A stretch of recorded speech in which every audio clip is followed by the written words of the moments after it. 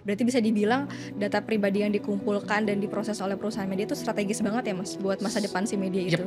Oh, secara langsung iya gitu. ya, oke oke. Karena itu akan menentukan bagaimana bisnis model ke depan Hmm? dan sebesar apa nilai dari bisnisnya gitu. Hmm.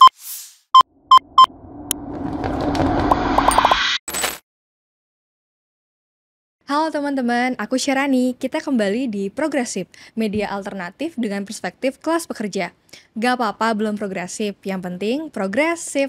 Teman-teman, pada episode ke-12 Progresif ini, aku bakalan bahas tentang tantangan perlindungan data pribadi dalam skema perusahaan media. Perlu diketahui dulu nih, pada episode progresif sebelumnya, sempat dibahas kalau Undang-Undang PDP ini belum mengatur tentang skema perusahaan media di dalamnya.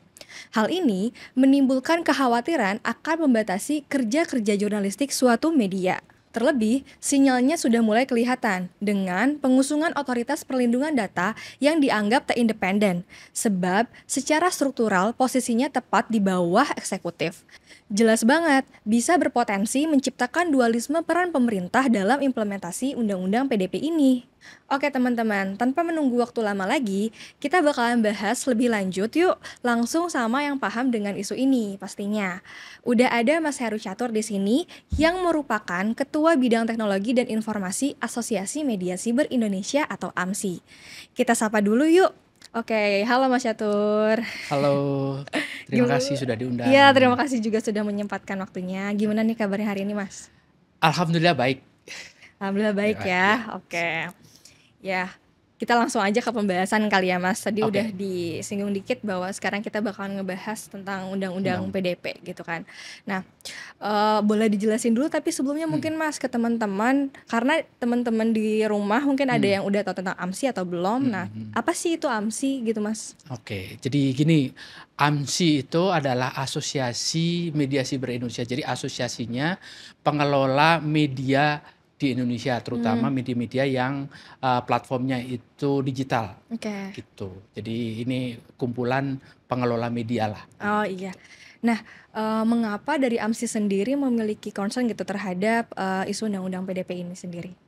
Oke, terima kasih ininya. Kenapa AMSI Mhm, concern gitu ya? Apa menaruh perhatian iya, khusus gitu untuk penerapan Undang-Undang PDP ini? mhm, Karena sebenarnya sederhana, ini itu undang-undang dan mmm, undang-undang itu berlaku untuk semua organisasi, mhm, baik itu komersial, non komersial dan individu-individu yang ada di apa namanya di dalam negara ini sebagai subjek hukumnya, gitu kan. Jadi undang-undang PDP ini juga akan mengatur kita sebagai organisasi apa namanya pengelola medianya. Karena media itu kan meskipun ada aspek non komersialnya, jadi aspek apa namanya kebangsaannya lah bahwa kita edukasi dan lain-lain, tetapi ada aspek komersialnya gitu. mmm, Sehingga mau nggak mau kita akan berperan sebagaimana layaknya perusahaan-perusahaan yang lain mhm, yang menjadi objek undang-undang ini gitu, iya iya. gitu ya. Jadi udah otomatis sebenarnya pada akhirnya AMSI, menaruh perhatian penuh gitu Yap. ya terhadap isu Undang-Undang PDP ini. Mhm. Nah, berhubung AMSI ini mengurusi gitu ya berbagai macam media online yang ada di Indonesia, bisa Oke. dipaparkan nggak Mas seperti apa kerja perusahaan media dalam kerangka pengumpul dan pemproses data pribadi dalam Undang-Undang PDP ke depannya gitu? Oke, misalnya gini, sebagai sebagai badan usaha gitu ya, Mhm, pasti, apa namanya, anggota AMSI itu akan, bersinggungan dengan, data-data pribadi. mmm, Karena misalnya secara non komersial gitu ya, yang tidak komersial, AMSI akan memproses data-data pribadi yang paling dekat misalnya karyawannya, mmm, gitu ya. Bagaimana data-data pribadi karyawan itu dikelola, itu adalah objek dari undang-undang ini. Kemudian, sebagai perusahaan media, aset terbesar AMSI selain informasi yang di-publish, itu adalah data pembacanya AMSI. Jadi data pembacanya media anggota AMSI, mmm, gitu ya. Jadi, eee, sebagai pembaca, itu, apa namanya, kita secara tidak langsung atau secara langsung apa namanya, anggota AMSI itu akan melakukan pemrosesan data. Misalnya kalau, yang paling sederhana yang tidak kelihatan gitu ya, pembaca datang ke website di mana anggota AMSI mempublish, informasinya. Maka kita memberikan penanda di dalam kepada setiap pembaca yang datang. Nah, dengan memberikan penanda itu, maka kita sudah melakukan pemrosesan data pribadi. Karena kita memberikan identifikasi orang itu. Sehingga dengan proses itu kita harus patuh dan mengikuti undang-undang ini. Gitu. Belum lagi kalau kita bisnis model atau model bisnis media anggota AMSI itu misalnya mulai dari berlangganan, itu kan pasti mereka harus mendaftar. Dengan mendaftar itu kita catat siapa namanya, kemudian identifikasinya misalnya alamat emailnya, kemudian kata kuncinya supaya dia bisa akses dan lain-lain. Itu kan semuanya menjadi data pribadi, dan itu adalah aset yang secara komersial itu sangat bernilai untuk nilai dari perusahaan media digital tersebut. Oke, gitu. ya berarti berbagai macam data dimasukkan lah gitu ya untuk kepentingan dari si perusahaan media itu sendiri. Nah, tadi juga dijelasin sama Mas Catur bahwa data-data yang dikumpulkan di dalam perusahaan media tersebut itu bernilai komersil gitu. Nah, boleh dijelasin secara lebih spesifik nilai komersil yang dimaksud di sini tuh kayak gimana, Mas? Jadi seperti ini ya, karena seperti badan usaha yang lain gitu ya. Kalau badan usaha yang lain itu kan punya pelanggan, ya kan. Nah, jumlah pelanggan itu kan menentukan besar kecilnya perusahaan tersebut. Perusahaan media tidak berbeda, gitu ya. Jadi kalau kita kalau kita mempunyai pelanggan yang banyak, kemudian kita bisa mengidentifikasi pembaca kita sebagai pelanggan itu siapa aja, kemudian tinggal di mana, kemudian sukanya apa. Nah, itu akan memberikan ide-ide bisnis yang lain untuk ini. Jadi yang paling mudah deh dan paling sederhana, dengan kita mengetahui siapa pembaca kita. Kita bisa dari bisnis model periklanan misalnya. Kita bisa memberikan iklan yang paling cocok ke pembaca kita. Nah, kalau kita tahu, maka kalau di media digital itu kalau begitu kita memberikan iklan dan kita sebutnya sukses rate gitu ya. Kalau kita paparkan produk tertentu, kemudian ternyata ini cocok dan ini pembaca ini senang dan mengkonsumsi produk itu, maka dia akan mendatangkan bisnis yang lumayan besar buat si perusahaan media itu ya. Perusahaan media ini gitu. Di sisi lain, sebagai misalnya kalau bisnis modelnya berlangganan, maka kita dengan kita mengetahui audiens kita, maka audiens kita ini kita bisa berikan konten atau informasi yang cocok. Nah, itu kan proses di mana kita melakukan pemrosesan data pribadi. Dan dengan pemrosesan data pribadi itu kita bisa meningkatkan nilai dari bisnis usaha yang usaha penerbitan media tersebut. Gitu. Jadi bisa menentukan segmentasi pasarnya tuh ada di mana gitu ya. Oke. Berarti bisa dibilang data pribadi yang dikumpulkan dan diproses oleh perusahaan media itu strategis banget ya, Mas, buat masa depan si media itu. Secara langsung iya gitu. Oke. Karena itu akan menentukan bagaimana bisnis model ke depan dan sebesar apa nilai dari bisnisnya. Gitu. Oke. Nah, kalau kayak gitu, apa sih Mas pengaruh pengesahan undang-undang PDP ini khususnya kepada media-media cyber atau online yang ada di Indonesia gitu? Kalau kita ngelihat dari sisi ini ya, dari sisi media pasti banyak bebannya ini, gitu kan? Ya kan? Karena yang tadinya bebas menggunakan ini, kemudian kita pakai aturan. Ada regulasi baru gitu ya? Ada ya? regulasi baru dan kita harus mengikuti aturan itu. Dan yang harus diingat, undang-undangnya perlindungan data pribadi, gitu ya. Jadi kita bukan tidak boleh memanfaatkan data pribadi itu, tetapi kita harus memanfaatkan data pribadi itu dengan mempertimbangkan keamanan, proteksi dari subjek datanya atau orang yang datanya ada di situ, gitu ya. Jadi nggak bisa seperti kalau misalnya dulu gitu ya, yang paling gampang kan begitu orang mendaftar, kemudian memberikan nama segala macam, alamat, terus tiba-tiba data yang sama dipakai kepentingan yang lain, bukan kepentingan yang ini. Nah, itu kan itu menjadi tidak bisa atau tidak diizinkan melalui undang-undang ini tanpa persetujuan dan sepengetahuan eh, subjek datanya atau orang yang datanya kita simpan itu gitu. Jadi di satu sisi itu beban, tapi di sisi lain itu kalau kita berhasil mengimplementasikan itu memberikan indikasi peningkatan kepercayaan bahwa kita concern dengan perusahaan itu menaruh perhatian yang cukup untuk melindungi pembacanya, misalnya pelanggannya, maka harapan imbal baliknya pasti pembacanya akan semakin loyal karena dia merasa aman, kemudian dia bisa memberikan eh, alternatif atau tawaran-tawaran yang lebih cocok buat dia gitu.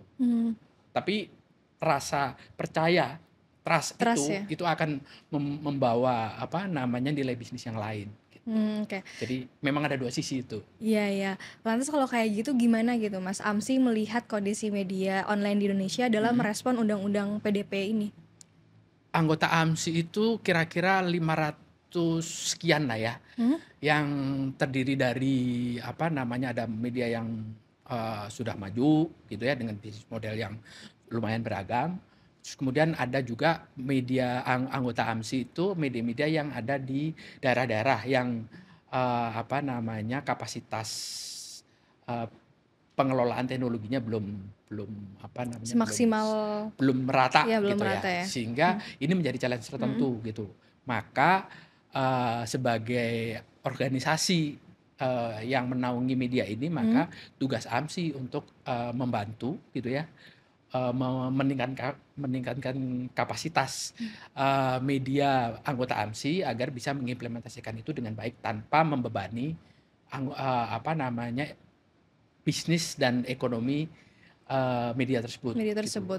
Karena kita percaya kalau kita bisa mengimplementasikan undang-undang ini dengan melindungi audiensnya, melindungi data pribadi pembacanya, maka media-media ini akan mendapatkan bisa menumbuhkan bisnis model yang lain yang lebih ini. Yang lebih baru gitu ya. Yang lebih baru. Memang harus ada ini sih, kayak creative distraction gitu ya. Jadi bisnis model yang lama mungkin harus ditinggalkan, tapi dengan kita mengetahui lebih banyak data pribadi pembaca kita, akan tumbuh bisnis model yang baru yang lebih berkelanjutan lah. Oke, iya. Tadi kan disinggung juga kalau misalkan kondisi media saat ini itu belum rata ya secara teknologi dan lain sebagainya gitu. Nah, dengan berbagai macam media online yang beragam itu sendiri, sih melihatnya kayak gimana sih Mas, media-media ini udah siap belum sih untuk mengimplementasikan undang-undang PDP atau sebenarnya belum gitu? Kalau kita mau jujur gitu ya, sebagian besar belum. Belum ya? Ya, bahkan media-media yang misalnya beroperasi di Jakarta lah misalnya, media-media nasional gitu ya, yang beroperasinya dari Jakarta, itu pun belum semuanya paham bagaimana mengimplementasikan itu gitu. Meskipun sebenarnya harapan karena dengan mengimplementasikan undang-undang ini ada investasi yang harus dilakukan gitu untuk itu gitu. Jadi misalnya contoh paling gampang, dengan berlakunya undang-undang ini maka akan ada profesi baru. Jadi menambah kru baru di dalam organisasi perusahaan itu yang namanya misalnya Data Protection Officer atau DPO gitu ya. Petugas perlindungan data pribadi. Nah, itu kan dengan menambahkan orang maka menambahkan fungsi, maka cost-nya akan naik kan. Itu salah satu contoh bahwa mengimplementasikan undang-undang ini perlu investasi gitu. Itu yang kemudian juga menjadi perhatian AMSI juga, bagaimana nanti tanpa harus kita lagi mencari cara gitu ya, bagaimana AMSI bisa membantu menyediakan fungsi tadi itu, karena wajib ini fungsi DPO itu wajib, tapi tidak membebani anggota AMSI. Gitu. Itu yang lagi dicarikan. Oke. Iya. Lagi dicari solusinya kayak gimana gitu ya Mas. Jadi mungkin AMSI akan meng-hire satu Mhm. data protection officer gitu yang Mhm. kemudian penggunanya di-share di beberapa anggota AMSI gitu. Jadi Mhm. satu data protection officer kemudian melakukan supervisi ke beberapa Mhm. organisasi media Mhm. misalkan gitu. Oke. Jadi kalau satu media satu DPO akan terasa sangat berat gitu. Iya iya, bener ya. Nah kalau dari AMSI sendiri itu sempat ngelakuin penelitian nggak Mas, berkaitan dengan ya survei terhadap media-media, siber di Indonesia ini gitu, Mhm. berhubungan dengan kesiapan mereka terhadap implementasi undang-undang PDP ini? Eee, Kebetulan kita melakukan bukan penelitian yang ini ya, yang besar gitu. Kita kita memang melakukan survei kecil-kecilan gitu Mhm. ya. Apa namanya, kita interview beberapa apa namanya, sampel data beberapa media yang dengan bisnis model yang berbeda, kemudian kita kaji sebenarnya bagaimana implementasinya. Terus kemudian dari apa namanya, baseline itu hasil, interview beberapa media itu kemudian kita coba bikin survei, Mmm. apa namanya, kayak bukan pooling ya, kayak kuesioner gitu, kita sebarkan ke anggota AMSI untuk mengisi gitu. Mhm. Jadi memang harus diakui, kita perlu bekerja lebih keras, Mmm. untuk membuat apa namanya, anggota AMSI ini siap untuk mengimplementasikan ini, gitu. Karena dari sisi hasilnya itu dilihat dari AMSI, bahwa si media-media siber yang ada di Indonesia belum terlalu siap Masih gitu ya? ya, Ya. masih mulai dari pemahaman bagaimana undang-undangnya sendiri, sampai bagaimana mengimplementasikan Iya iya. undang-undang itu. Oke, masih panjang banget Masih sebenarnya ya Mas panjang. ya, perjalanannya. Sementara kita nggak punya banyak waktu. Iya bener. Jadi kita hanya sekarang itu waktu Heeh. waktu kita hanya menunggu sampai peraturan implementasi dari undang-undangnya diketok. Nah, Mmm. selama itu belum diketok kita masih punya waktu. Kita ya memanfaatkan waktu yang ada lah untuk Yang sedikit ini persiapan. sebenarnya untuk Betul, persiapan gitu ya, Mas. betul. Ya dengan kondisi media-media siber yang ada di Indonesia Mhm, ternyata belum sesiap itu terhadap mhm, implementasi undang-undang PDP, mhm. memang gimana sih Mas proses, yang secara keseluruhannya gitu dari sisi pengumpulan, pengolahan, dan penyajian data pribadi yang ideal bagi suatu perusahaan media gitu? Jadi gini, di dalam apa namanya, konsep, perlindungan data pribadi gitu ya, Mhm. bagaimana melakukan pemrosesan data, kemudian tugas masing-masing itu, gini, kita itu di dalam implementasi karena media media anggota AMSI itu kan digital gitu Mmm. ya. Bagaimana proses itu dilakukan ada di salah satu pendekatan atau disiplin ilmu yang Mmm. biasanya kita ini dalam membangun platform, media digitalnya. Kita sebutnya adalah privacy by design. Jadi apa namanya, pada saat kita membangun atau merancang platform publikasi medianya, kita harus sudah memasukkan aspek perlindungan data Data pribadi atau pribadi, aspek oh. privasi itu di dalam proses, pengembangan itu. Jadi Mmm. misalnya pada saat kita apa namanya, memberikan informasi terkait data pribadi, kita sudah mempunyai panduan mana yang boleh langsung dibuka, mana yang tidak boleh. Mmm. Berdasarkan tadi itu data-data, jenis data pribadi yang kita kumpulkan. Mmm. Jadi ada yang mungkin begitu dibuka halaman misalnya profile atau Mmm. kita mengakses setelah selesai kita sign in ke dalam platform Mhm. itu, data apa yang boleh langsung dimunculkan atau data apa yang pada saat mau mengakses itu harus melalui, apa namanya, lapisan keamanan tingkat pertama misalnya. Nah itu ada ininya. Mmm. Jadi itu di situ dan itu apa namanya, bagaimana itu diimplementasikan sebenarnya Undang-Undang PDP sudah memberikan panduannya sih. Oh, Secara modulnya gitu? secara konseptual Oh. sudah ada gitu Oh, ininya, oke. panduan-panduan itu dan itu bisa diimplementasikan melalui tadi pendekatan privacy by design. Privacy by design gitu Mhm. kan, oke oke. Dan itu dibuatnya sama media masing-masing nanti ya? Media masing-masing dan Mhm. itu akan bergantung pada bisnis model media tersebut. Tersebut, Gitu ya. oh iya Karena iya. kan secara umum itu ada 3 bisnis model kan di media itu. Satu, bisnis model media yang kita sebenarnya tidak melakukan pemrosesan data secara intensif. Jadi pemrosesan datanya itu sangat minimum. Jadi misalnya hanya memberikan identifier saja gitu ya.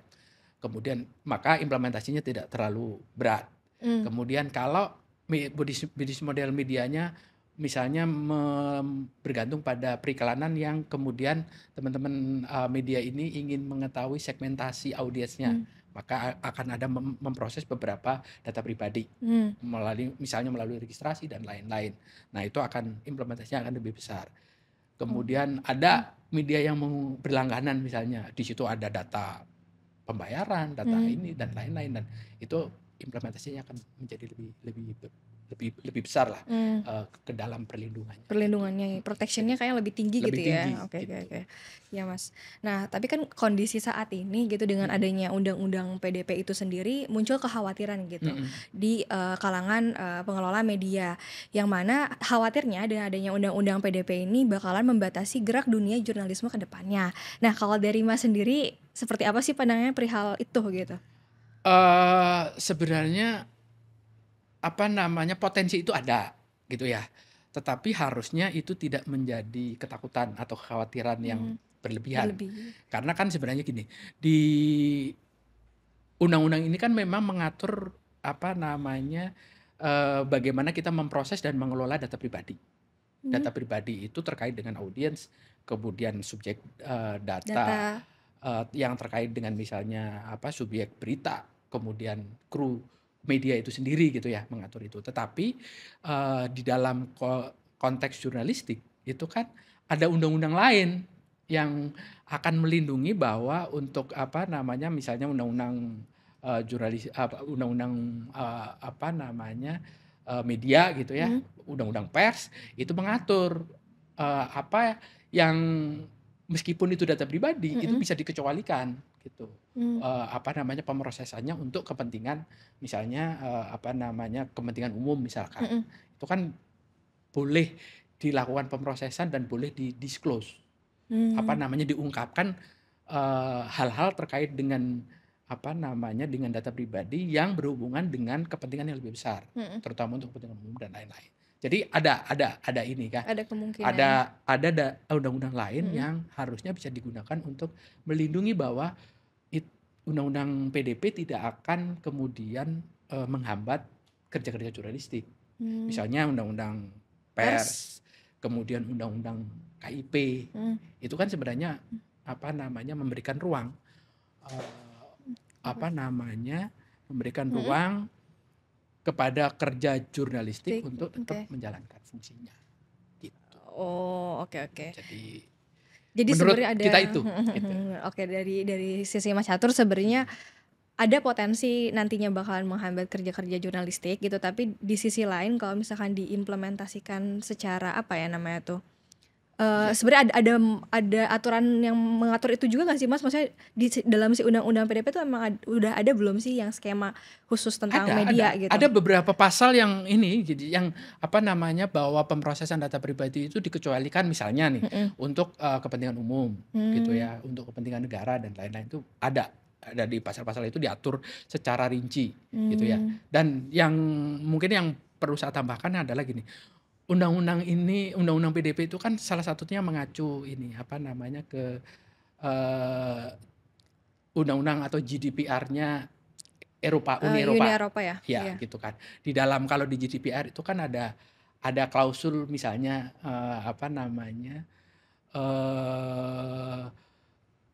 hak untuk dilupakan gitu.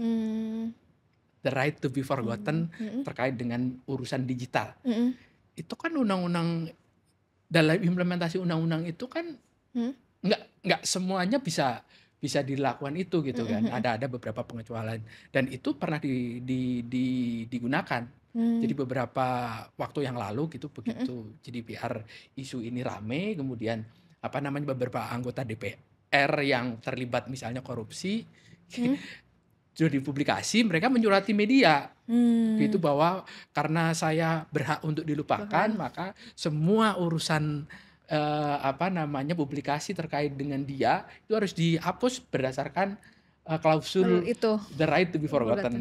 Itu yang ini kan. Itu yang menurut saya bahwa undang-undang ini harus diperjuangkan, nggak bisa take it for granted. Bahwa kita berharap bahwa semuanya akan baik-baik. Jadi potensi untuk menghambat itu ada karena semua orang akan menggunakan undang-undang ini Hmm, berdasarkan kepentingannya kepentingannya masing-masing ya gitu. Mas ya. Tapi kan di dalam kalau di undang-undang pers gitu Mm-mm, kan kita tahu bahwa atau di undang-undang umum gitu ya. mm-mm, Yang namanya keputusan pengadilan itu kan publik. mm.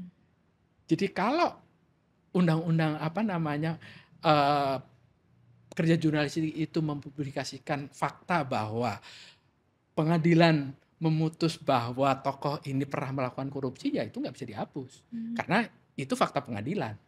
Dan Hmm. itu dilindungi oleh undang-undang yang lain gitu. Iya, iya. Meskipun ada undang-undang ini. Dan itu adalah bagian tadi implementasi dari pasal-pasal undang-undang PDP yang untuk kepentingan yang lebih publik, untuk kepentingan umum, Hmm. undang-undang PDP ini bisa dikecualikan gitu.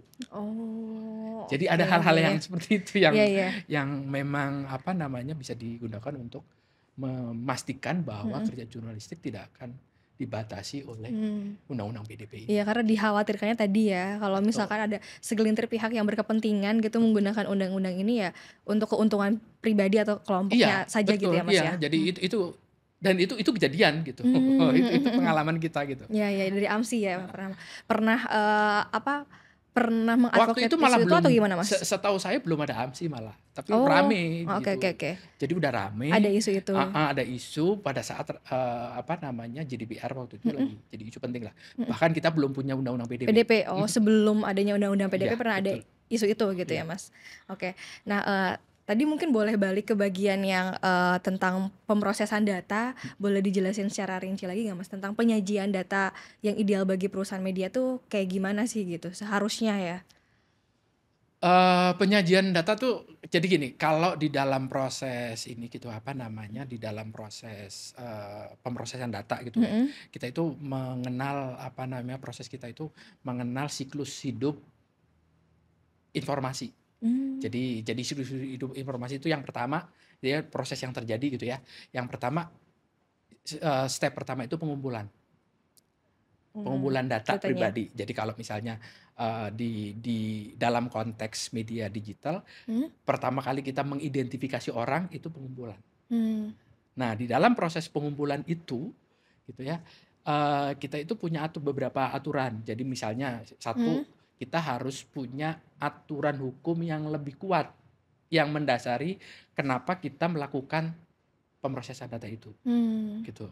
Oke, kalau aturan hukumnya tidak ada, Yap. gitu ya. Jadi kalau misalnya pemrosesan data terkait dengan jurnalistik gitu ya, Mhm. kan ada ada undang-undang pokok pers yang Pers. mengatur bahwa untuk kepentingan umum pers boleh melakukan interview segala macam gitu ya. Mmm. Itu kita pakai, berarti ada undang-undang persnya. Kemudian kalau untuk urusan komersial, katakanlah kita ingin menandai pembaca kita aja, Mmm. itu kan tidak ada undang-undang yang lebih rigid, yang lebih kuat gitu, yang melindungi kepentingan itu. Nah, Mmm. itu ada yang namanya pemberitahuan, Mmm. bahwa kita memberitahukan bahwa kita akan memberikan identifikasi kepada pembaca kita, Mmm. gitu. Kemudian di dalam proses pemberitahuan itu ada langkah berikutnya, yaitu persetujuan atau Mmm. konsen Ya dari pihak dari pihak subjek subjek datanya. data itu. Itu kenapa pada saat kalau di media digital Ya. yang sudah mengimplementasikan perlindungan data pribadi, misalnya di Eropa dan lain-lain, Iya. pada saat kita memberikan penanda, itu ada muncul kayak pop up dialog gitu. Mmm. Kami ingin memberikan penanda pada browser Anda Mhm. untuk memberikan segala macam alasannya sebagai pemberitahuan, apakah Anda setuju Oke, oke. atau Anda menolak gitu. Nah, Iya, itu diproses proses bagaimana kita melakukan pemrosesan data data. Oh. di tahap pertama, Mhm. pengumpulan. Mmm. Dan itu juga harus dilakukan, misalnya registrasi dan lain-lain. Mmm. Maka harus ada proses pemberitahuan kenapa datanya diproses, Mhm. ada persetujuan gitu ya, apakah subjek data memberikan izin data Mmm. itu, gitu ya. Oke. Dan data itu harus digunakan sesuai dengan peruntukannya tadi itu. Mmm, Jadi nggak boleh misalnya data untuk dikumpulkan untuk satu tujuan, dipakai untuk yang lain. iya. Nah, kalau itu dilakukan maka subjek data harus dimintakan konsen ulang, Oh, oke, gitu. iya Jadi iya. setiap kali kita melakukan, eee, menggunakan ulang data itu untuk kepentingan lain, Mhm, maka itu harus mendapatkan persetujuan kembali oleh si subjek subjek data, data gitu kan. gitu. Ya, Jadi setiap tahapannya tuh harus harus ada. setransparan mungkin ya, Iya. agar diketahui oleh si pihak subjek data Subjek ini. datanya. Kemudian Oke. setelah kemudian dikumpulkan kan kemudian Mhm, biasanya disimpan, diolah dan lain-lain. Dan itu ada aturan masing-masing tuh ininya. mmm, Apa namanya, kalau disimpan ada syarat teknologinya. mhm, Kemudian kalau dipakai yap, gitu mhm, tidak boleh tadi itu mengikuti apa namanya, harus tetap mempertimbangkan faktor apa, privasi, mmm, perlindungan. Kemudian di situ juga, harus juga mempertimbangkan ini, kalau misalnya ada perubahan tujuan, maka harus balik lagi, mmm, gitu. Kemudian, kemudian kalau misalnya data ini kemudian kan kalau kita nyimpen gitu ya, dan kita harus punya punya kewajiban itu bahwa data yang disimpan itu harus akurat. oh iya jangan sampai Jangan sampai misrepresentasi presentasi, atau, iya. terhadap subjek datanya. Jadi kalau datanya tidak akurat. Oh iya karena kadang kan ada ya orang yang maksudnya yang males untuk ngisi secara detail gitu, jadi akhirnya Mhm. misalkan salah ngisi Ya, berarti harus ada tanggal dan lain fasilitas, sebagainya gitu harus ya, ada, jadi karena subjek data itu punya hak untuk melihat datanya betul atau tidak, melakukan perbaikan dan lain-lain, maka fasilitas itu harus disediakan. Kalau mmm, kita menyimpan data pribadi dan mmm, memproses data pribadi, mmm, gitu. Terus terus kemudian kalau data itu diungkapkan mhm, terhadap pihak ketiga gitu, itu pun harus ada konsen tadi juga itu, ya? konsen juga, gitu. Jadi kayak sangat-sangat, melibatkan kedua belah Betul, pihak gitu ya, nggak nggak boleh bisa lagi untuk ambil salah sekali satu. saya pakai semaunya, nggak bisa, I see, oke gitu. oke. Kemudian pada saat data itu sudah tidak dipakai dan Mhm, itu datanya juga harus dihancurkan. Dan mmm, menghancurkan datanya nah itu itu pun, ya, destruction data itu ada syaratnya gitu. oh, Karena di apa, di tempat lain gitu yang mhm, sudah melakukan apa namanya, implementasi implementasi ini, perlindungan data mhm, pribadi, eee, ada kasus gitu karena data destruction-nya tidak sempurna, mhm, dia didenda. mmm, Karena menimbulkan apa, datanya, eee, dapat diakses orang lain dan dia apa mmm, namanya, mendapat apa, me apa, melakukan pengungkapan tidak sah data mmm, itu karena proses penghancuran data yang tidak, apa namanya, yang tidak sempurna, gitu. Dan itu mmm, apa, diatur juga gitu ya, Mas, diatur ya? dan itu kena denda. Oh, oke. Kalau misalkan ngelihat undang-undang PDP yang sekarang apakah udah ada Ada aturan sendiri perihal itu? ada. Oh, Jadi beberapa pasal mengatur itu bahwa apa, pada saat tadi itu yang saya bilang tadi, iya, siklus hidup itu, mhm, prosesnya itu harus memenuhi beberapa apa namanya, kriteria. kriteria dan persyaratan lah, gitu. Termasuk dalam bagian pengungkapan data juga Betul, harus dipertimbangkan iya konsen dari subjek datanya iya, seperti tinggal apa. menunggu nanti sebenarnya aturan rincinya seperti apa, gitu. Ya, itu kira-kira kapan ya, Mas? Kalau Kita belum misalkan tahu, belum tahu ya? belum tahu, tapi masih berproses sih, Masih berproses ya ya di di tahun ini pemerintah, ya? ya. Oke oke. Nah, seperti apa sih, Mas, dampak yang bakalan ditimbulkan gitu kan, kepada perusahaan media jika media tersebut nggak menerapkan penuh undang-undang PDP gitu? Karena kan Mhm tadi yang mhm. dijelasin juga bahwa banyak media yang sebenarnya belum siap dengan adanya undang-undang PDP ini, bahkan mungkin belum paham kali ya apa itu undang-undang PDP. Ya, selain tadi Mas bilang bahwasanya dalam setiap tahapan yang siklus hidup itu tuh Mhm harus adanya konsen dari pihak subjek data gitu. mhm. Tapi boleh dijelasin kali Mas secara rinci lagi gimana sih, skema pengungkapan, data yang dipunya oleh subjek data itu gitu? Seharusnya seperti apa sih gitu media melakukannya? Jadi di pengumpulan data itu ada 2 kejadian yang mungkin terjadi gitu ya. Mmm, Satu, eee, mengungkapkan dalam sebenarnya ini bukan pengungkapan, tapi ini oh, sebenarnya, melakukan apa namanya, meminta pihak lain untuk melakukan pemrosesan data atas nama pengendali data gitu. mmm, Jadi sebagai perusahaan media mhm, misalnya, eee, apa namanya, media A meminta pihak lain untuk melakukan pemrosesan data. Contoh paling gampang, misalnya, eee, untuk melakukan analitik misalkan.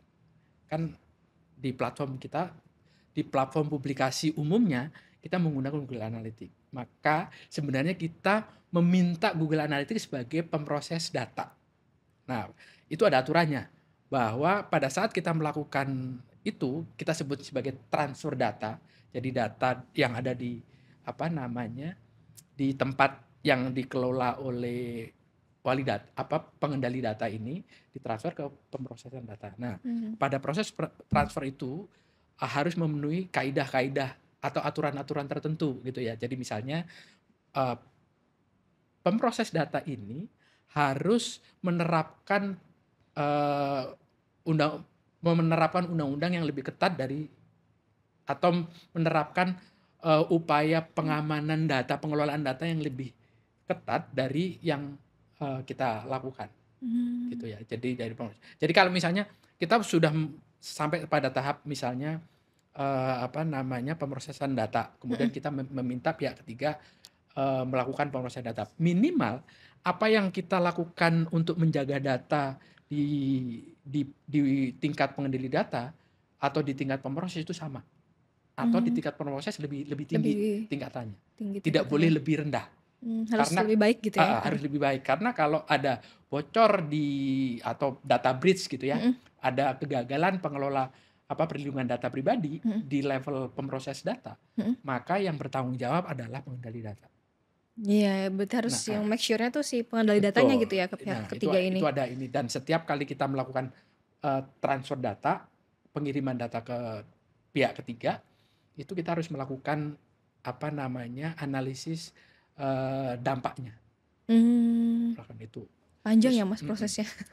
Kemudian kalau pengendali data ini bekerja sama dengan pihak lain, pihak lain itu bisa juga dia pengendali data, misalnya ya. Jadi misalkan nih, kita sebagai media bekerja sama dengan perusahaan, katakanlah perusahaan A membuat sebuah kegiatan bisnis gitu ya, misalnya promosi. Dan untuk itu kita mengumpulkan data. Nah, pada saat kita mengumpulkan data, kan kita tujuan pengumpulan data itu nanti akan di-share ke partner kerjasama kan. Nah, itu juga harus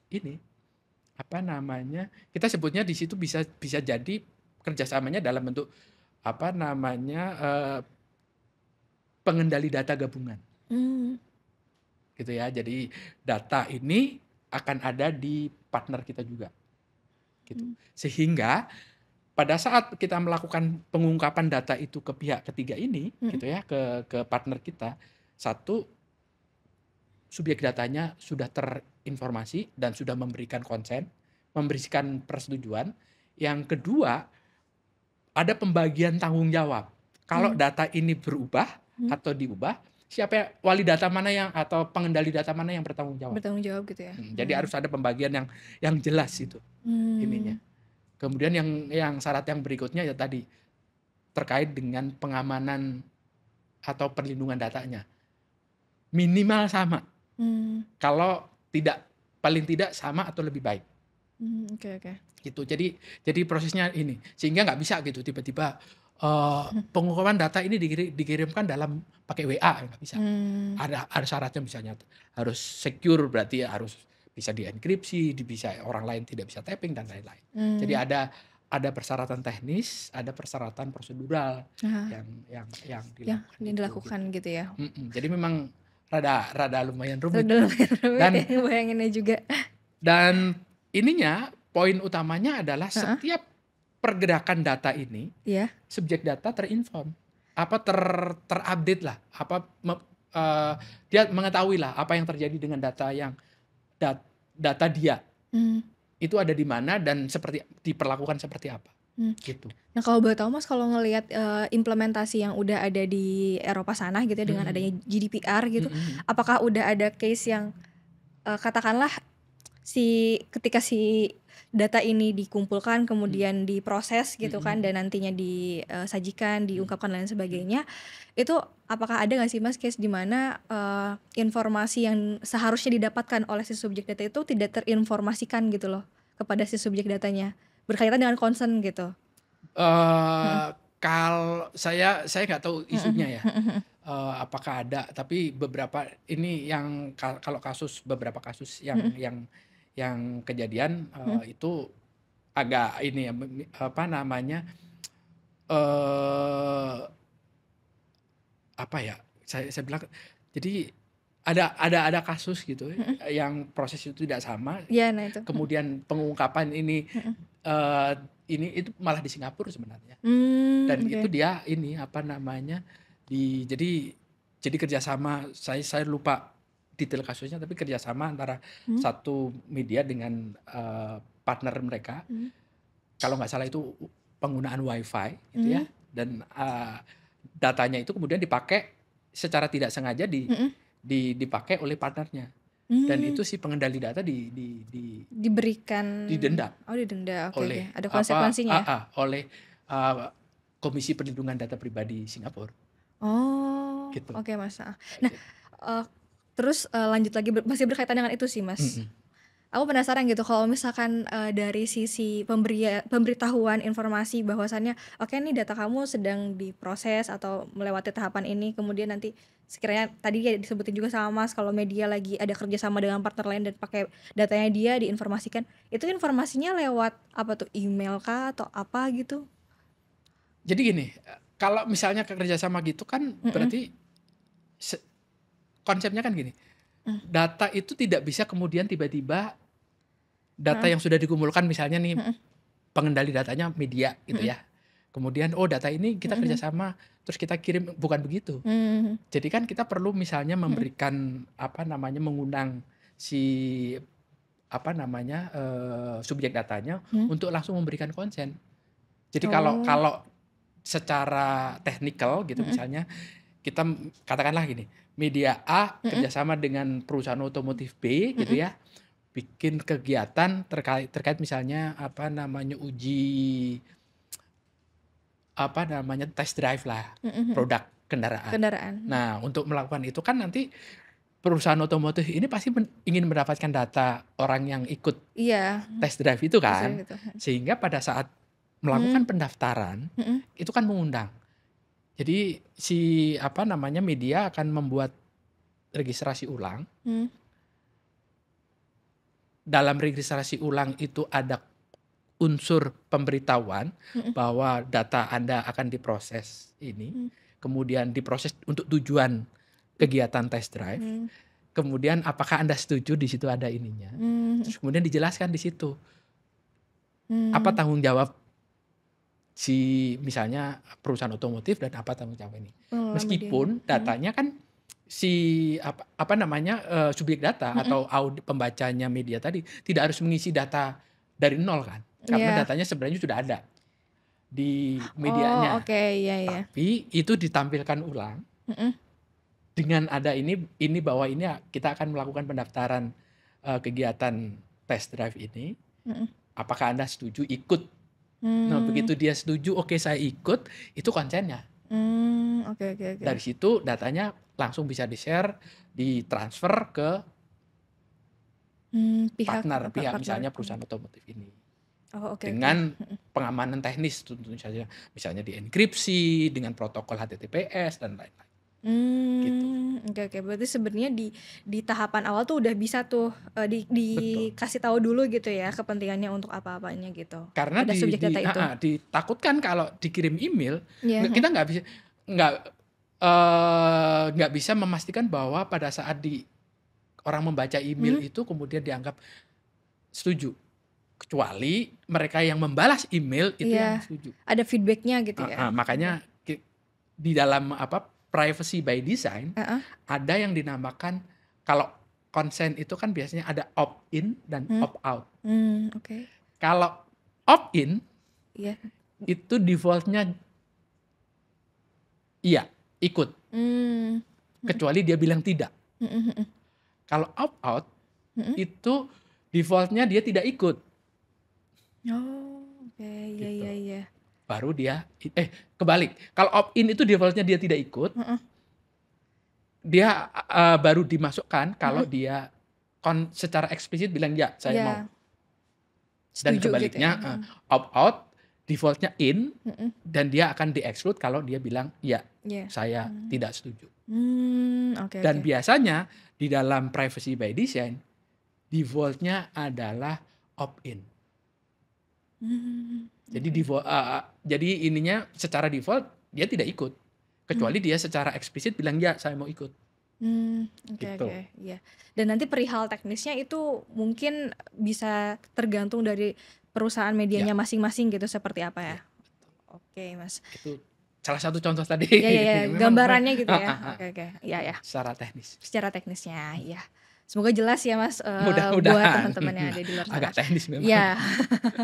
Soalnya dengan banyaknya tadi tahapan gitu ya, yang paling aku ingat adalah tadi siklus hidup itu berkaitan dengan, apa namanya, pengumpulan data, pemrosesan, dan hingga pengungkapan, dengan banyaknya proses yang harus diikuti gitu loh oleh si pihak pengelola media ini dengan adanya undang-undang PDP itu sendiri. Terus tadi juga melihat fakta bahwa ketika AMSI melakukan suatu penelitian, itu masih banyak yang belum siap terhadap implementasi undang-undang PDP.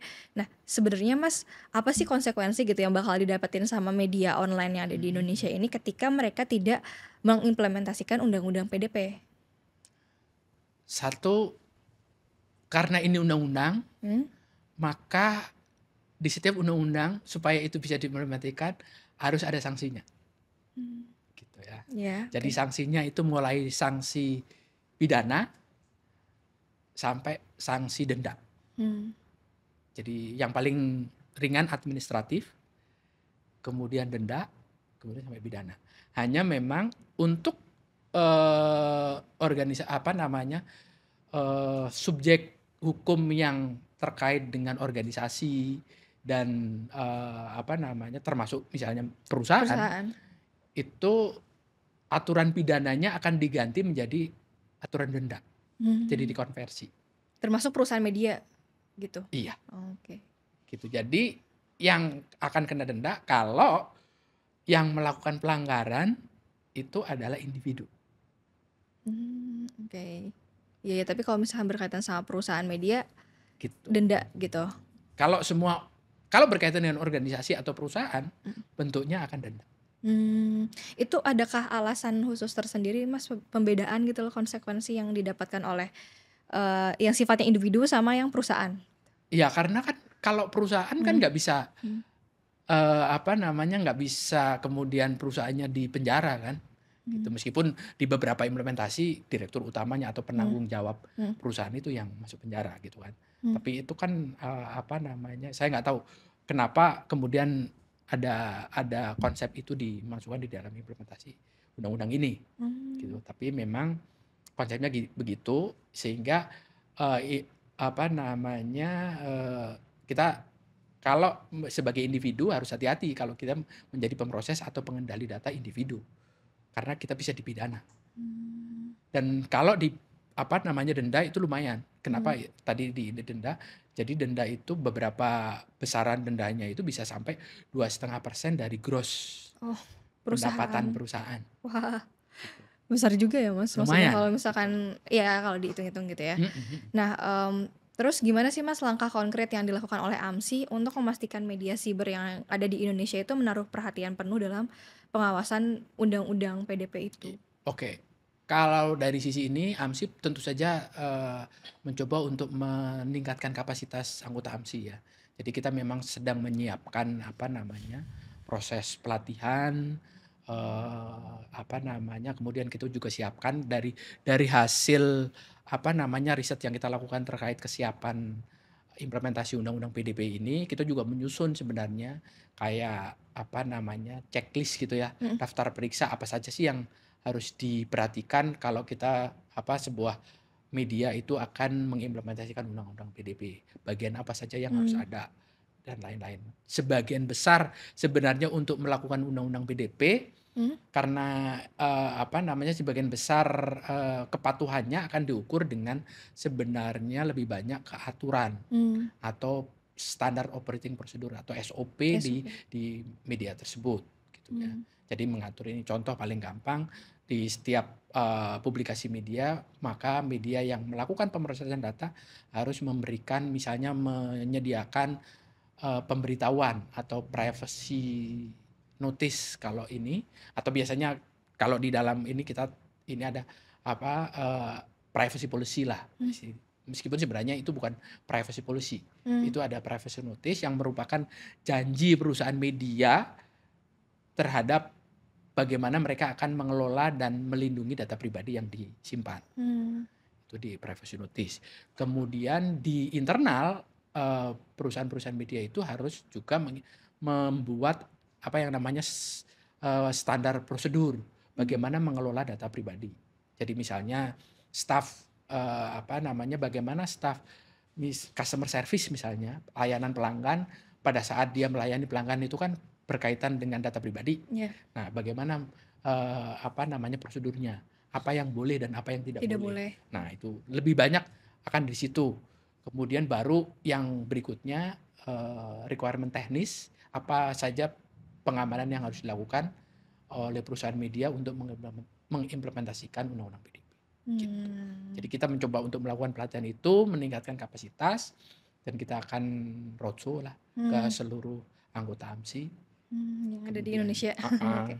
Terus yang kedua, yang tadi itu beberapa persyaratan fungsional, kita mencoba untuk apakah misalnya nanti AMSI menyediakan fungsi-fungsi tertentu, misalnya tadi itu petugas perlindungan data pribadi, itu misalnya karena bisa boleh kolektif gitu ya. Jadi ada satu misalnya petugas perlindungan data pribadi yang kemudian melakukan supervisi untuk beberapa perusahaan misalnya. Gitu. Okay. Karena nantinya petugas perlindungan data pribadi itu diharuskan ada di setiap harus media, ada. Mas. Harus ada. Jadi Iya. setiap pengendali data atau pemproses data harus punya petugas perlindungan data. Harus ada fungsi petugas perlindungan data pribadi. Oh, oke. Bakal ada job baru berarti kalau kayak gitu ya, Mas. Maksudnya lapangan pekerjaan baru. Lapangan pekerjaan baru, dan kalau peraturan pemerintahnya diketok, akan diperkirakan sekitar 250.000 petugas perlindungan data pribadi dibutuhkan untuk seluruh Indonesia. Oh iya, gambarannya Mas kalau misalkan kayak gitu per medianya itu berapa orang? Cukup satu. 1 orang. Karena itu fungsi. Gitu. Yang penting ada gitu. Yang penting ada fungsi itu. Gitu. Oke. Ya. Nah terus tadi juga ya berkaitan dengan subjek data, kemudian pihak pengelola data. Dari tadi juga Mas Catur udah ngejelasin sangat detail banget ya, berkaitan dengan seperti apa sih langkah konkret gitu yang dilakukan AMSI terhadap si media-media yang ada di Indonesia ini gitu, dalam implementasi undang-undang PDP yang ternyata cukup detail dan sangat banyak banget gitu. Maksudnya Mas kalau dibayangin step by stepnya tuh mulai dari sisi teknis, terus proseduralnya juga itu harus benar-benar dipertimbangkan gitu ya. Nah, karena di sini juga subjek data sangat berperan penting gitu kan terhadap implementasi undang-undang PDP itu sendiri gitu. Apa sih Mas yang bisa dilakukan oleh masyarakat atau publik itu sendiri untuk turut serta membantu perusahaan media dalam memenuhi hak-hak subjek data? Tentu saja sebagai subjek data, masyarakat sebagai subjek data harus ikut mengawasi sih sebenarnya. Itu jadi kemudian satu mengawasi, yang kedua menegur kalau ada penyalahgunaan data pribadi. Jadi contoh paling gampang, kalau misalnya ada telepon yang menawarkan sesuatu yang kita tidak ada hubungannya gitu ya. Ya ditegur, ini dapat ini dari mana gitu. Biasanya mereka suka mengeles tuh ini. Jadi supaya kita secara ekosistem itu kita terbiasa untuk melakukan perlindungan data pribadi ini. Jadi yang kedua, untuk memberikan insentif sebenarnya kepada bisnis-bisnis yang memang secara serius melakukan perlindungan data pribadi ini. Gitu. Karena kan tadi itu implementasi PDP itu butuh investasi. Kalau pada saat melakukan investasi itu tidak ada insentif dari masyarakat misalnya dengan menegur dan lain-lain atau sanksi sosial gitu ke para pelanggar undang-undang perlindungan data pribadi, ya nanti semua orang akan tidak merasa ya percuma aja ini implementasi ini gitu. Jadi Hmm. dari situ kita berharap masyarakat ikut memberikan disinsentif kepada para pelanggar perlindungan data pribadi gitu. Iya, iya, iya. Tapi maksudnya kalau misalkan ngelihat realitas yang adanya ya Mas, maksudnya ketika kondisi medianya sendiri saja tuh belum terlalu banyak yang tahu tentang undang-undang PDP, kira-kira butuh berapa lama gitu loh untuk memberikan informasi mengenai si undang-undang PDP ini ke masyarakat gitu. Karena ya masyarakat jadi bagian subjek data Iya, gitu iya. kan. Berapa lama ini saya nggak bisa jawab berapa lama, tapi gini, ini kan sebuah proses yang harus dilakukan. Hmm. Di dalam proses ini kan masuk misalnya sama dengan upaya-upaya untuk melakukan literasi digital misalnya. Itu kan kita nggak pernah bisa bilang, oh kita butuh sekian waktu gitu. Pengalaman saya di aktivitas yang lain, kita sudah bertahun-tahun melakukan literasi digital, ya sampai hari ini pun kita masih merasa perlu untuk melakukan literasi digital gitu ya kepada masyarakat. Sama, karena implementasi undang-undang PDP ini juga sebenarnya butuh literasi. Meskipun literasinya literasi digital, yang kedua kemampuan atau pengetahuan tentang privasi. Iya, Gitu. iya. Jadi ya ini sih menurut saya ini tanggung jawab semua pihak dan ini akan menjadi tugas yang berkelanjutan. Oke, Gitu. harus diberikan perhatian penuh gitu loh Iya, Mas. Iya. harus jadi nanti sebagai perusahaan media pun anggota AMSI juga harus tetap melakukan proses literasi ini. Bukan hanya subjek data sebenarnya gitu ya, dari Iya, teman-teman AMSI juga sama aja semua gitu. Harus mengawal harus perihal proses undang-undang PDP ini seperti apa gitu ya. betul. Oke.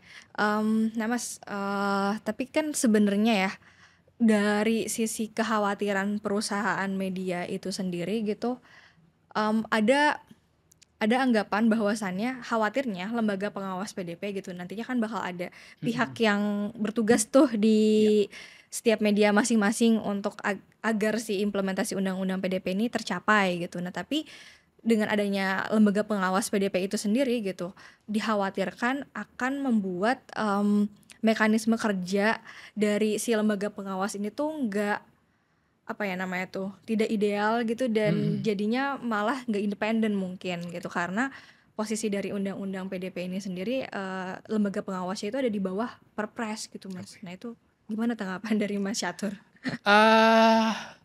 Ya mungkin kalau dilihat dari sisi itunya mungkin tidak ideal gitu ya. Tapi kalau kita melihat perjuangan bagaimana otoritas pengawas perlindungan data pribadi di di dalam proses pembentukan undang-undang itu lumayan panjang. Jadi sekarang lembaga itu ada di bawah presiden. Menurut dan dari pengalaman saya itu sudah sebuah kemajuan. Jadi undang-undang ini lama banget diproses itu karena tarik ulur di situ. Gitu. Tadinya otoritas pengawas perlindungan data pribadi itu ada di bawah kementerian malah gitu. Oke. Dan sekarang sudah ini. Gitu. Jadi kalau kita berkaca di tempat lain gitu ya, ya ini buat Indonesia ini untuk undang-undang PDP itu menurut saya ini ya at least ini yang terbaik yang muncul hari ini gitu ya. Kita nggak tahu nanti apakah mau di Kedepannya seperti amandemen apa? atau ya yang lain gitu ya undang-undangnya. Tapi itu yang ini. Kalau misalnya berkaca di di negara lain, misalnya di Singapura itu komisi PDPC atau Private Data Protection Commission itu ada di bawah kementerian. Jadi memang dan memang kalau yang saya baca gitu ya, memang perlindungan data pribadi di Singapura itu memang untuk mengatur private sector Mmm, gitu. mhm Jadi mhm. sementara yang di kita ini kan untuk mengatur selain private sector juga public sector gitu di Mmm, bawah ini, sehingga menurut saya challenge terbesar nanti otoritas perlindungan data otoritas pengawas perlindungan data pribadi ini adalah sebenarnya menegakkan apa namanya otoritasnya terhadap pelanggaran-pelanggaran yang dilakukan oleh public sector sih sebenarnya, mmm, atau lembaga-lembaga pemerintah. Kalau mmm, lembaga-lembaga yang diawasi lembaga-lembaga swasta kan gampang, iya itu pasti akan tunduk. iya, Nah, kalau nanti bisa menunjukkan, memberikan bukti bahwa apa namanya otoritas pengawas mhm perlindungan data pribadi ini bisa menegakkan tugasnya mhm. terhadap pelanggaran-pelanggaran atau kegagalan-kegagalan perlindungan data pribadi yang dilakukan oleh lembaga-lembaga publik, itu akan memberikan ini ya ini. Jadi Mmm, kita belum, ya saya sih masih berbaik sangka. Kita tunggu tunggu masih positive thinking ya, Mas? kita tunggu bagaimana lembaga ini bisa tegak menegakkan tugas. Itu sih. Iya, oke oke. Ya karena tadi, sebenarnya yang dikhawatirkan adalah tidak independennya itu kan, Mas, maksudnya Betul. tuh. Karena sebetulnya bukan hanya private sector, tapi juga public sector yang di mana seharusnya lembaga-lembaga pemerintah juga diawasi gitu kan, berkaitan dengan perlindungan data pribadi. Itu Karena nanti dibuktikan gitu kan, iya, maksudnya apakah bakalan berjalan dengan ideal betul. atau nanti Karena malah yang jadi memegang mhm data-data mhm, yang lebih sensitif iya gitu ya, itu sebenarnya public sector. Misalnya iya, Kementerian Dalam Negeri terkait mhm, dengan data EKTP gitu kan, mmm, itu kan datanya sangat sat lengkap. iya, Nah, terus kemudian Kementerian Kesehatan mhm terkait dengan apa namanya, mhm eee, ringkasan rekam medis mhm gitu, mhm mhm mhm kan ada di sana dan lain-lain gitu. Memang mhm mhm. memang Banyak yang harus dipersiapkan gitu ya, iya, Mas, ya? Oh, betul, oke. gitu. Ya, nah, terlepas dari kondisi bahwasannya dari sisi AMSI sendiri melihat ketika si undang-undang PDP ini terus, lembaga pengawas PDP-nya itu ada di bawah Perpres itu sudah jadi suatu kemajuan gitu loh. Nah, tapi tadi kan muncul kekhawatiran bahwasannya dengan kondisi itu tuh sebenarnya nanti lembaga ini ketika dijalankan tidak independen gitu loh, Mas. Mhm. Nah, ada tidak sih tawaran yang diajukan oleh AMSI sendiri kepada lembaga baru ini, yaitu lembaga pengawas PDP, Mhm. dalam kerjasama dan penerapan PDP bagi perusahaan media, Mas?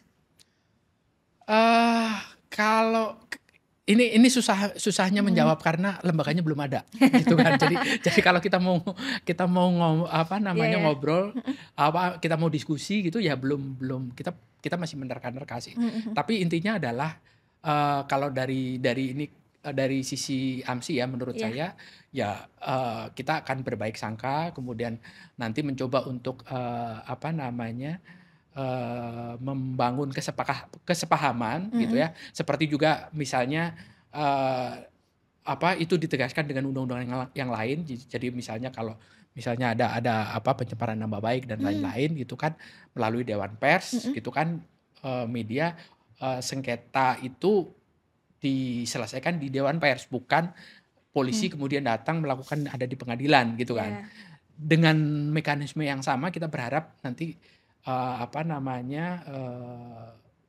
apa namanya, industri media gitu mhm, ya, atau lewat industri jurnalisme gitu ya, apa namanya, masyarakat jurnalisme untuk membangun satu kesepahaman baru dengan, lembaga ini untuk mengawal sehingga implementasi undang-undang PDP ini tidak kemudian menghambat kerja-kerja jurnalistik, iya, gitu. oke.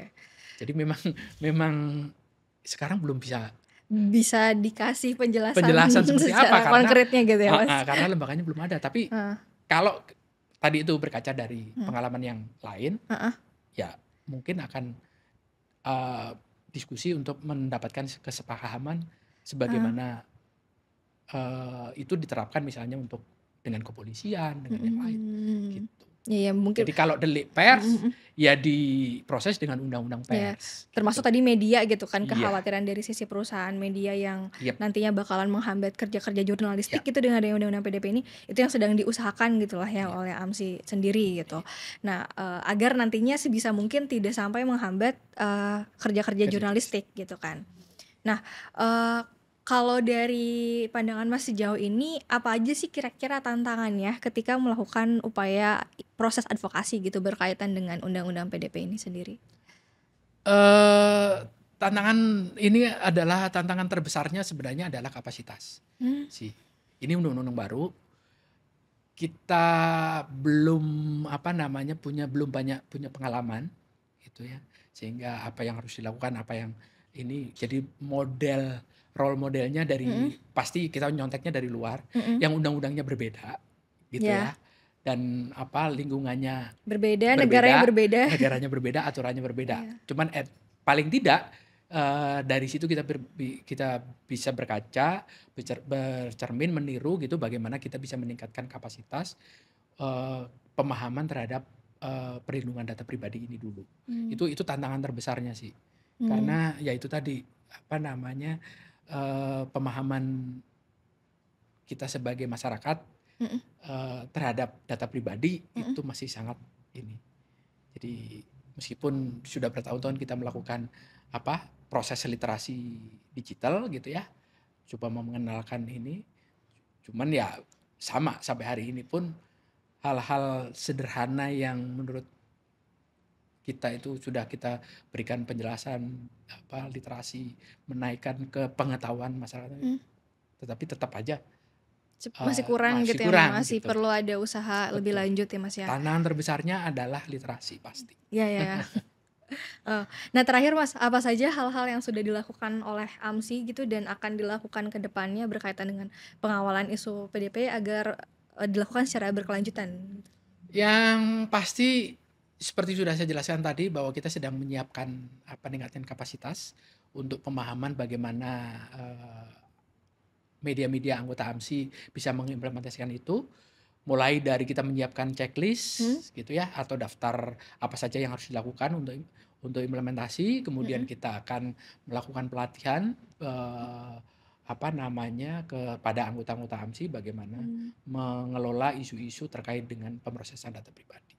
Itu yang mmm, akan saya nggak tahu akan selesai dalam berapa lama. mmm, Tapi proses ini pasti akan kita lakukan secara berkelanjutan dan bertahap untuk seluruh anggota AMSI.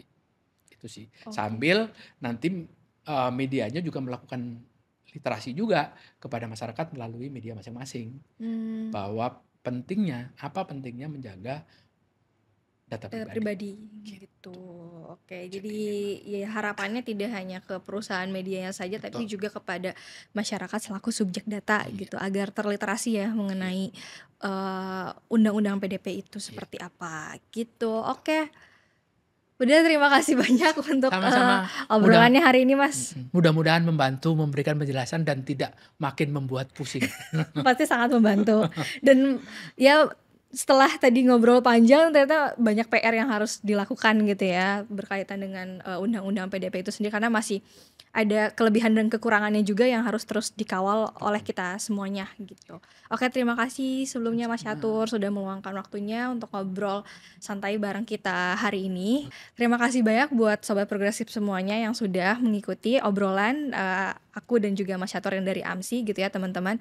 Semoga mendapatkan insight berkaitan dengan, implementasi undang-undang PDP yang tadi membahas juga perihal bahwasannya, proses dari pengumpulan, pemrosesan, kemudian juga, penyajian data itu sendiri sangat banyak banget gitu ya prosesnya dan penting sekali untuk diketahui oleh masyarakat kita semuanya bahwasannya data yang kita kirimkan gitu ke pihak, perusahaan media ataupun perusahaan lainnya itu bisa bernilai komersil gitu, sehingga penting banget untuk memastikan pengelola media agar bisa menggunakan si data-data tersebut secara tepat atau seharusnya gitu. Nah, kalau misalkan dari teman-teman semuanya ada yang, pengen membahas lebih lanjut berkaitan dengan isu PDP, ada saran, kritikan, dan lain sebagainya bisa disampaikan di kolom komentar, YouTube kita aja ya gitu. Dan, sampai jumpa di episode progresif lainnya. Terima kasih banyak teman-teman.